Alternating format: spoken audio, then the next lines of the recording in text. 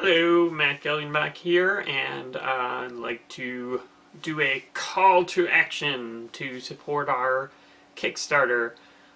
Firstly, it's been really amazing to see this outpouring of support at the end of the project. I know we're not at our budget yet, and it seems like it's so far out of reach, but I think if we keep up the momentum we have now, as well as I think there's going to be a surge of people who click that remind me. I guess that's a thing. I've never used it, but apparently you can click remind me and then it'll send you an email when there's 48 hours left in the project. And I think a lot of people do that because they only want to invest in a project if it needs their help. And so oftentimes I feel like, oh, this project already has their funding. Maybe I, can't spare some money for it now. But if you see a project that's struggling to make its budget, that's when you can join in and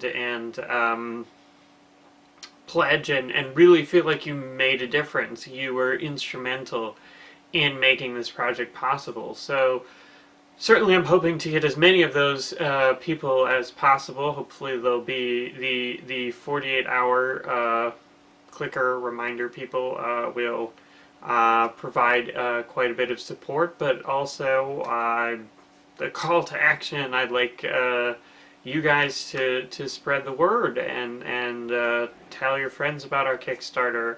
Try to get them to back it.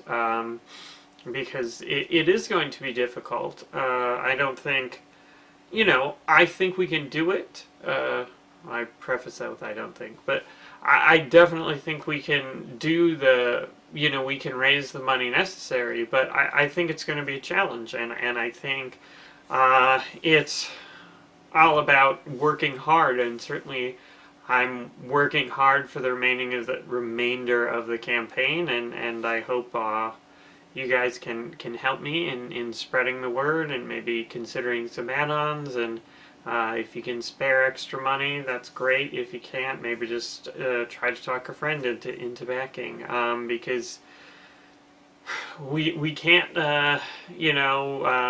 rest and just relax, but I think working hard is something I'm no stranger to. I've worked really hard on Retrograde, and certainly it didn't quite pay off, and I've been working hard on Neverending Nightmares and doing the Kickstarter, which is a lot of work.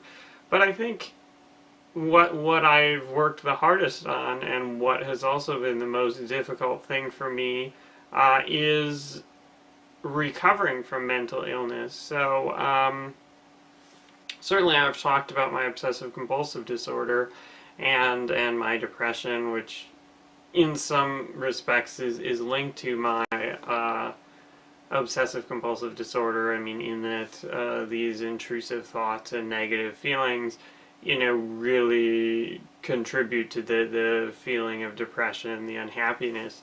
But fighting it and getting over it and getting control of my feelings has really been a difficult struggle. One of the most difficult things, well, the most difficult thing I've done in my life, but it's also been extremely rewarding. I mean, in that I can, I'm reasonably happy. Certainly I wouldn't say I'm the, most upbeat person in the world, but I've learn to deal with my life and